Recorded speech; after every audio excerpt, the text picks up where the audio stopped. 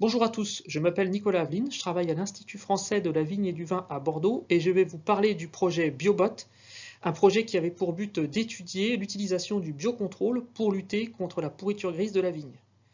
Ce projet s'est déroulé de 2015 à 2017 pour sa partie opérationnelle et il a fédéré 3 partenaires qui sont l'IFV, la Chambre d'agriculture de la Gironde et l'INRAE, UMR Santé et Agroécologie du Vignoble à Bordeaux. Alors la pourriture grise est due à un champignon qui va attaquer la vigne qui s'appelle Botrytis cinerea. C'est un champignon ubiquiste qu'on va retrouver un peu partout dans l'environnement. Et ce champignon, notamment, va développer des symptômes importants sur la vigne à la fin de la saison, sur grappe, où on va retrouver des moisissures sur les baies de façon plus ou moins importante selon les conditions.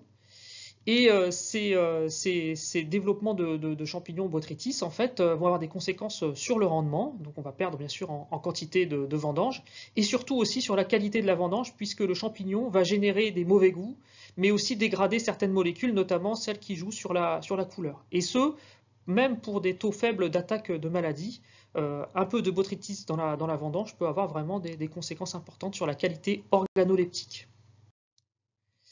On connaît bien les facteurs de développement du botrytis, notamment le climat qui est le facteur prépondérant qui va faire que la maladie va se développer notamment en fin de saison. Et puis il y a d'autres facteurs de sensibilité comme le cépage, les attaques de tordeuses, donc les blessures qui sont faites par les chenilles qui vont perforer les baies, ou encore la vigueur végétative ou reproductive sur les grappes, au niveau des grappes, les entassements de feuillage, de grappes, etc. vont être favorables au développement du botrytis. Alors, il existe plusieurs moyens de lutte contre la pourriture grise, notamment ce qu'on appelle la prophylaxie, où on va essayer de créer un milieu défavorable pour le champignon, notamment avec la technique de l'effeuillage pour aérer les grappes.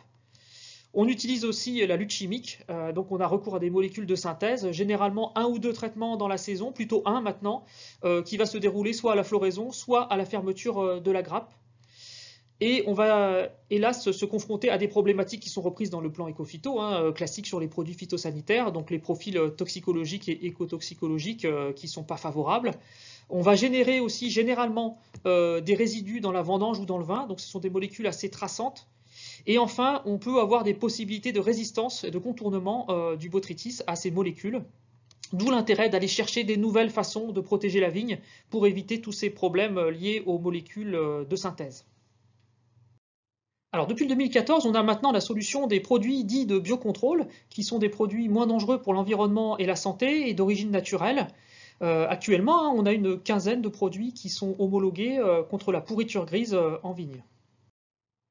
Alors on a 2 catégories de produits de biocontrôle contre le botrytis. Le premier, ce sont les micro-organismes vivants qui vont avoir en fait des effets d'antibiose, donc de sécrétion de molécules antifongiques ou de compétition spatiale ou nutritionnelle qui vont empêcher en fait le développement ultérieur du botrytis.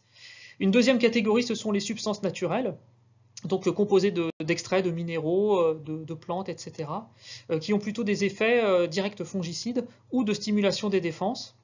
Et on voit bien que la nature de ces produits, elle est assez différente. C'est un peu nouveau de travailler avec de tels produits et on s'éloigne vraiment des produits chimiques classiques.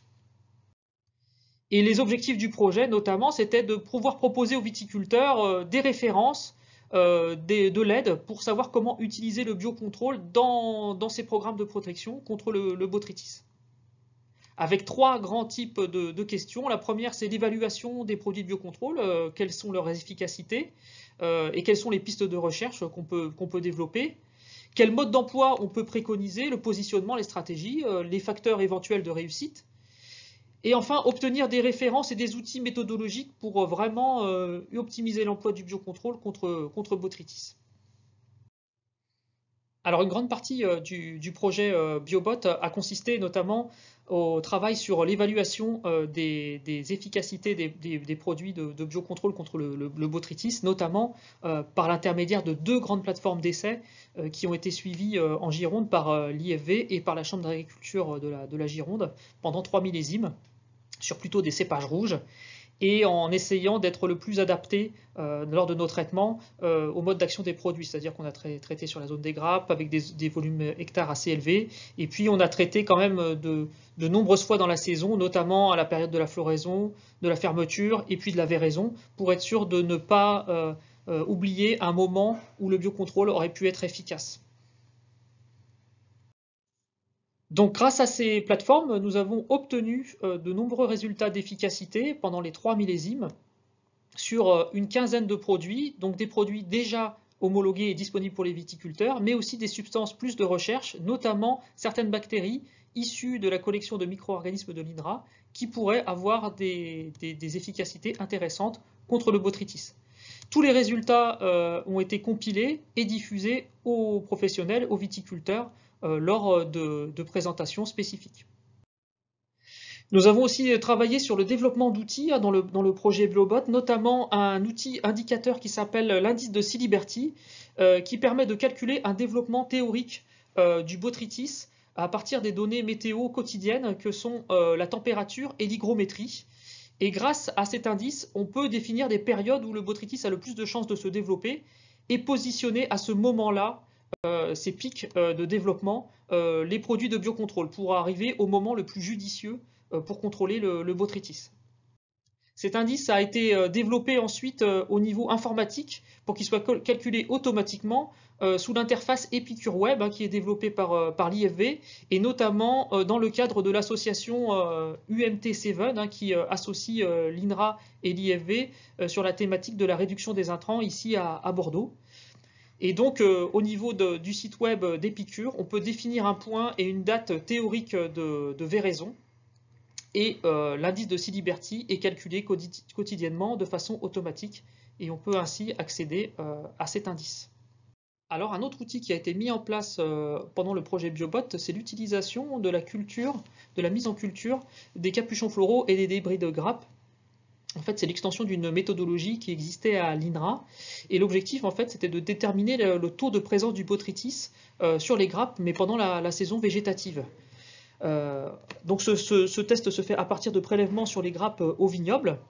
Et l'idée, c'était de l'étendre en fait à l'utilisation des produits de biocontrôle pour voir si, sur les modalités où on appliquait du biocontrôle, si on retrouvait le même taux de botrytis ou pas présent sur ces débris ou sur ces capuchons floraux. L'objectif, c'était d'obtenir aussi d'autres informations pendant la période végétative pour compléter les mesures d'efficacité en fin de saison de l'utilisation du biocontrôle. Donc voilà, il consiste en fait à mettre en culture les débris qu'on va retrouver sur les grappes dans des boîtes de pétri.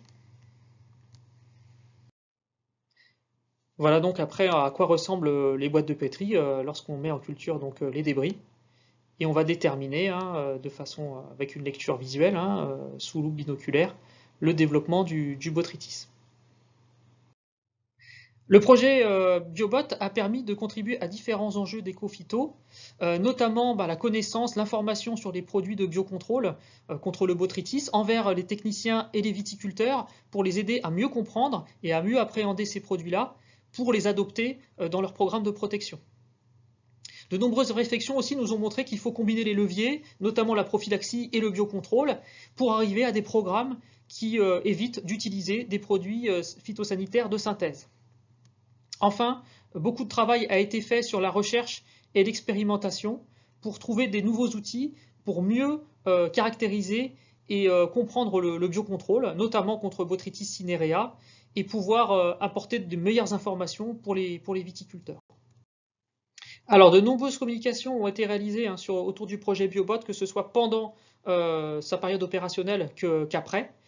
Notamment des communications envers les viticulteurs, les techniciens, que ce soit dans les salons, des articles, des formations initiales ou continues.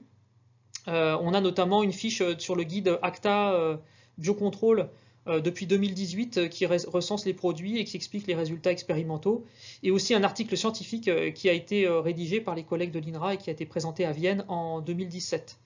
On a aussi d'autres valorisations comme la mise en ligne de l'indice de Ciliberti, l'intégration aussi dans un outil d'aide à la décision qui s'appelle Decitret, créé par l'IFV. Et puis on travaille aussi sur la standardisation de l'outil de mise en culture du botrytis à partir des débris de la grappe. Alors les perspectives après le projet Biobot, on a plusieurs grandes lignes qui ont été tracées, notamment continuer à travailler sur la création de références au vignoble des produits de biocontrôle. Aussi, travailler et approfondir les connaissances sur les micro-organismes vivants qui sont difficiles à appréhender au vignoble et trouver notamment des outils de traçabilité pour savoir s'ils sont encore présents et quel est leur taux de survie sur les parcelles. Et enfin aussi le développement des outils, on a parlé tout à l'heure de l'indice de C-Liberty, des taux de botrytis dans les capuchons, les débris floraux, améliorer en fait l'utilisation en routine de ces expérimentations pour avoir plus d'informations sur les produits de biocontrôle. Et tout cela, bien sûr, tous ces projets-là qui sont listés ici, hein, bénéficient de l'expérience et des travaux qui ont été réalisés dans le projet Biobot.